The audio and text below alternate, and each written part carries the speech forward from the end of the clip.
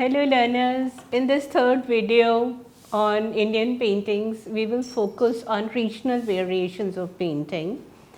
In this video, the discussion will be related to different forms of Indian painting, how they are distinct from one another, what is the popular form that still exists, and the regional assets need to be conserved so that we can promote tourism in a big way.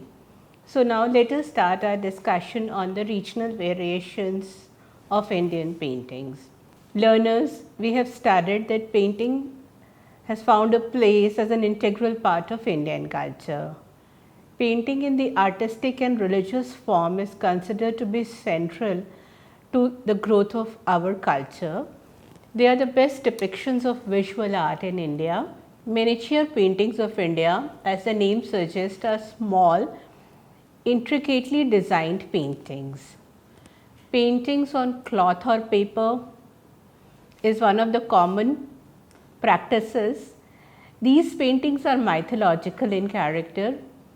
Incidents of religious texts are depicted, though it differs from artist to artist. The foundation of miniature painting in India can be traced back to 9th century, but they reached their glory at the time of Mughal rule in India. Now let us first understand the history of miniature painting in India. We have discussed in the earlier videos that the Buddhist Pala period that existed in India around 9th to 10th century was the time when the miniature painting came into being. Earlier we had paintings on leaves, but with the advent of paper in 12th century, artists began creating their paintings on paper.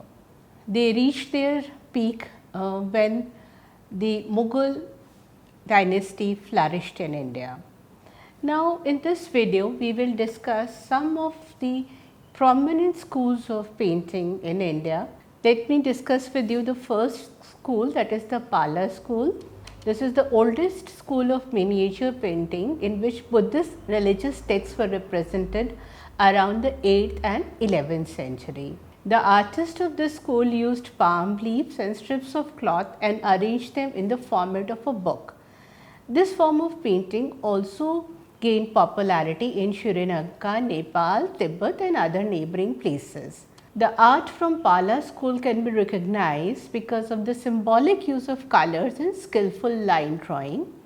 The colors used for these paintings were derived from natural sources, and the theme revolved around the life of Lord Buddha and the other deities. The second important school that emerged during this point of time was the Jain school.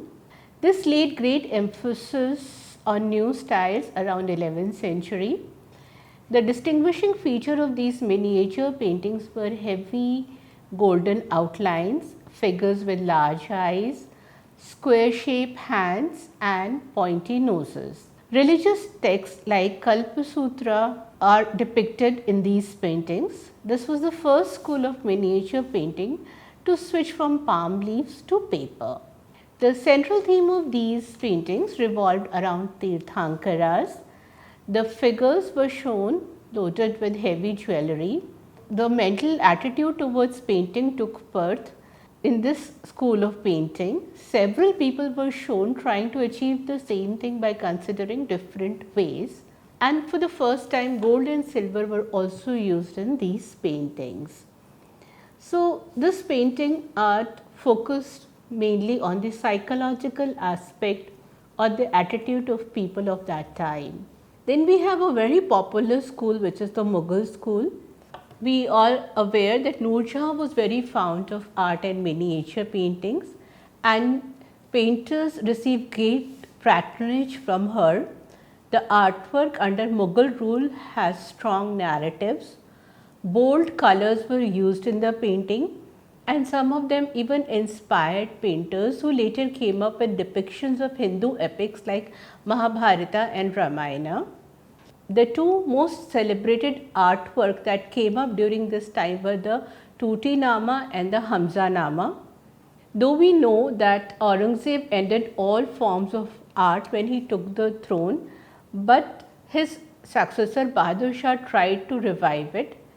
there was a decline of Mughal school of miniature painting under Aurangzeb. However, the paintings enjoyed a great patronage during the rule of emperors like Akbar, Shah Jahan and Jahangir.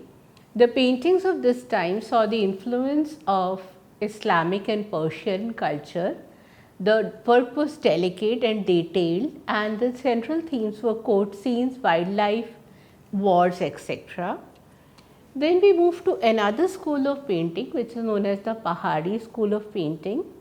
It originated in the 17th to 19th century in the Himalayan kingdom of North India.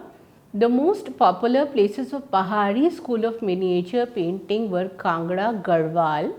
As the name suggests, Pahari paintings refer to a form of painting done mostly in a miniature form, originating in Himalayan kingdoms such as Nurpur, Chamba, Kangra, Mandi and Garhwal.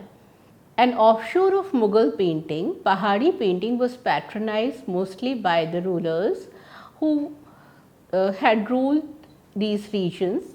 Each region created unique variations, giving it a new form such as the Bishnoi painting or the intricate Kangra painting. The Kangra style reached its peak with paintings of Radha and Krishna inspired by Jaydev's Geet Govind. This school was greatly influenced by the Mughal school and was also supported by Rajputs.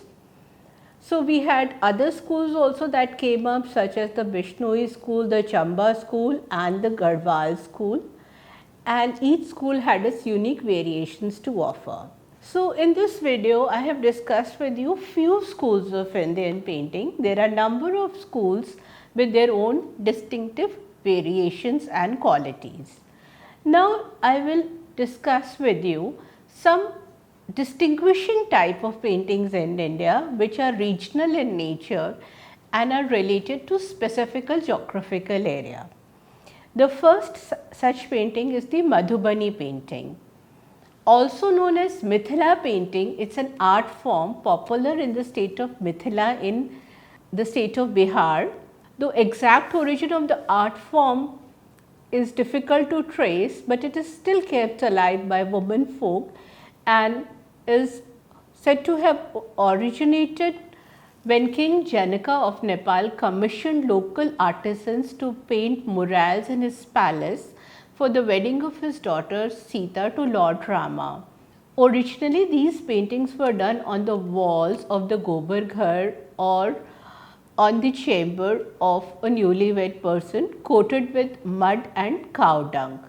These paintings depict symbolic images of lotus plant, the bamboo, fishes, birds and snakes, and they represent the social environment.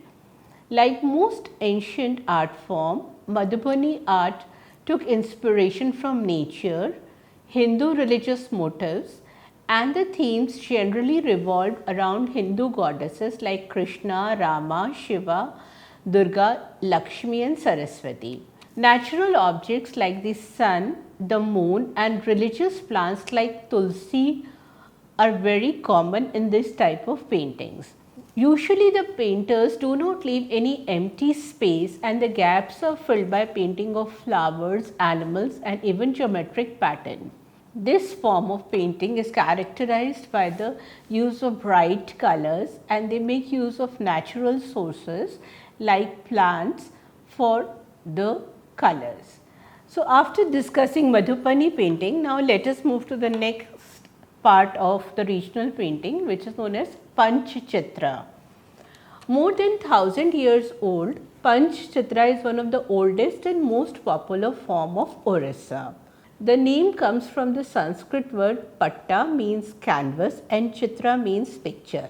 Known for its rich color, attractive motifs, designs and depiction of mythological figures, Panchchitra is characterized by the themes which depict the Jagannath temple, the Krishna Leela, that is the enactment of Jagannath as Lord Krishna, displaying his powers as the child, as well as the 10 incarnations of Lord Vishnu and the Panchmukhi Ganesha, depiction of Lord Ganesha as a five-headed deity.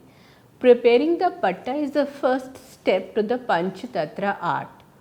A task takes around 5 days and the patta is prepared by making a tamarind paste known as the Nyas Kalpa. This paste is then used to hold two pieces of cloth together and coated with the powder of soft clay stone until it becomes firm. As soon as the cloth dries, it is polished with a rough stone and then with a smooth stone or wood. This canvas is considered ready to paint once it becomes suitable. The next stage involves preparing the paints to be used for the process. So again, this is a technique which is traditional in nature and practiced by the people of that particular region. Now let us move to the another type of painting in India, which is known as the Mysore painting. Mysore painting is an important South Indian art form that comes from the Vijayanagara school of painting. While the origin of the art form can be traced back to the Ajanta times, it actually flourished and evolved under the patronage of Vijayanagara Empire. The art form spread to places like Mysore, Tanjore, where the painters had migrated after the fall of the empire. These artists found further patronage by the royal court and had settled in Srirangapatnam. The successor of Raja Vodiyar patronized the art by commissioning temples and palaces to be painted with mythological scenes. Some of these specimens were destroyed during the war between the British and the Hyder Ali and Tipu Sultan. However, the art form continued to flourish under the patronage of Tipu Sultan as well. Characterized by the use of bright colors and gesso work, Mysore paintings are known to inspire feeling of devotion and humility in the viewer. The theme of these paintings primarily revolve around Hindu gods and goddesses and scenes from Hindu mythology. Gesso refers to a mixture of white lead powder, glue that is used as an embossing material and covered with gold foil. This work of Mysore painting is very much intricate. After this, let us discuss a classical art painting of southern India, that is Tanjore paintings. Developed in the late 16th century in Tanjore in Tamil Nadu, the paintings evoke a sense of class and timelessness with their alluring illustrations of Puranic scenes. This ancient form traces its origin to Tanjore, capital of the erstwhile Chola Empire, and is popular among contemporary Indian women for showcasing their artistic inclination and taste. Tanjore paintings are mostly subjected to Hindu god goddesses and saint episodes from Hindu relics or religious texts. These are visualized and sketched in the paintings. In many instances, Jain, Sikh, Muslim and secular objects are also depicted in the painting. A typical Tanjore painting would consist of one main figure, usually a deity, with a well-rounded face, body and oval shaped eyes. Then we have the main figure, which will be enclosed by the painter in such a way that there are scenes of wars as well as devotional scenes that are depicted in the painting. After this, let us move to another form of painting, which is known as the Cherryal scroll paintings. Cherryal scroll painting is popular and modified version of Nakashi art, which is highly rich in local motifs. This art form is unique to the state of Telangana, and we find also some of this type of painting being practiced in the Hyderabad region. These scrolls are painted in narrative format similar to a film roll and depict stories from Indian mythology and shorter stories related to the Puranas and epics. Scroll paintings are known for their rich history, and they also assume a significant role among Asia's artistic traditions. The Cherryal paintings represent a local distinctive intervention and focus on the traditional, regional, local themes. They are easily recognized by certain unique characteristics. These are painted in vivid hues with most primary colors, showing a predominance of red color in the background. The paintings are characterized by unbridled imagination of the local artisans. In this form of art, the iconography of major deities like Vishnu, Shiva, etc. also carry a strong space. The subjects are again mostly drawn from mythological characters, ancient literary sources and folk traditions. So, we have themes of Krishna Leela, incidents from Shiva Puran, Markandeya Puran and folk stories of Garud and other local areas. The main narrative involves scenes from the common rural life such as women performing kitchen work, men working in field or experiencing maritime festival settings, etc. The costumes and the paintings reflect the culture of Telangana. After studying this form of painting, now let us move towards north and study the importance of Rajput painting. Rajput painting originated in the royal state of Rajasthan around the late 16th and early 17th century. We know that Mughals ruled almost all the princely states of Rajasthan at that time, and because of this, the Rajput painting India has a strong Mughal influence. Each of the Rajput kingdom evolved a distinct style, but they had certain similarities and common features. So, we have dominance of the style of painting. The themes revolved again around the great epics of Ramayana and Mahabharata, on landscapes and on human society. The Rajput paintings of India were done on the walls of palaces, inner chambers of forts, havelis, etc. The colors used for paintings were derived from mineral, plant sources, precious stones, gold and silver. Now, let us discuss some of the schools of Rajput painting. Starting from the 16th century, the Rajput painting originated. Numerous schools emerged. Some of the popular schools are the Bikaner school, we have the Bundi Kota, Kalam school, Jaipur school, Kishangarh school, Marwar and Mewar school, Amer and Jaipur school. The paintings of Amer and Jaipur show strong Mughal influence. They also represent bold composition and use of abstracts reflect the regional characteristic. The paintings of 18th and early 19th century illustrate episodes from the life of Krishna. So, we have basically devotional subjects which were painted at that point of time. After studying the Rajput painting, let us move to another form of regional painting which is known as Kalamkari. Kalamkari literally translate into pen craft, with kalam meaning pen and kari means art.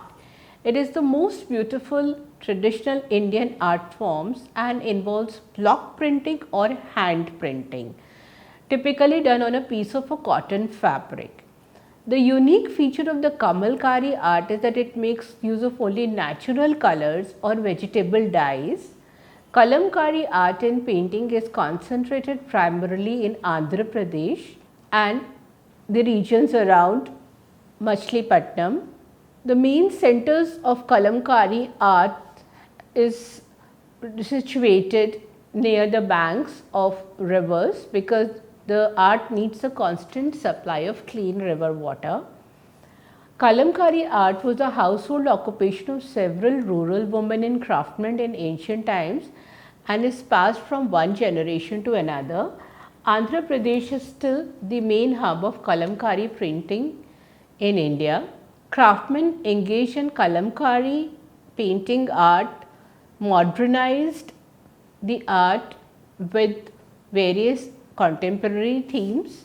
However, Hindu mythologically inspired Kalamkari themes are in great demand in international market. The Persian art also influenced the original Kalamkari design. Kalamkari art is known for its beautiful color patterns that flow through a variety of different themes. We can spot figure of woman in yellow, demons in green and red, and god in the shade of blue. Lotus motifs tend to be the most common background of these paintings. In the Kalamkari technique, the craftsman first decides on the fabric and the color. The chosen cloth is then bleached with either cow or goat dung, and it is further treated with milk and solutions that help to prevent the color from spreading. After Kalamkari painting, another form of regional painting is the Kalighat painting. In the 19th and the early 20th century, Kalighat paintings served as the greatest form of painting and was one of the most important souvenirs brought by the tourists and the domestic pilgrims visiting the Kalighat temple in Kolkata. With bright colors, bold strokes, realistic figures, religious figures, as well as secular and civil objects, these paintings were popular among the visitors. They derived their name from the Kalighat temple, which flourished as a popular art form with the rise of settlement around the temple. The legends indicate that the Kalighat temple is associated with goddess Sati, and the artists of the Kalighat paintings are generally from the nearby villages around the temple, which is situated in Calcutta, and this is a primary center for the painting. We have long narrative Hindu mythological scenes which are composed and narrated through these paintings. These paintings are made using natural dyes and are extracted from vegetables and minerals. Kalighat painting reached its zenith between 1815 and 1890 with representation of varied styles, composition and color.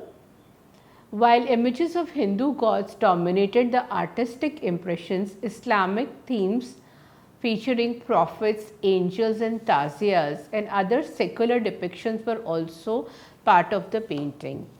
The portrayal inspired by the life in the colonized society included compositions where the growing European influence in Calcutta was also depicted. The evils prevailing in the society were brought to the forefront, and the figures of the heroes supporting the freedom movement were also illustrated.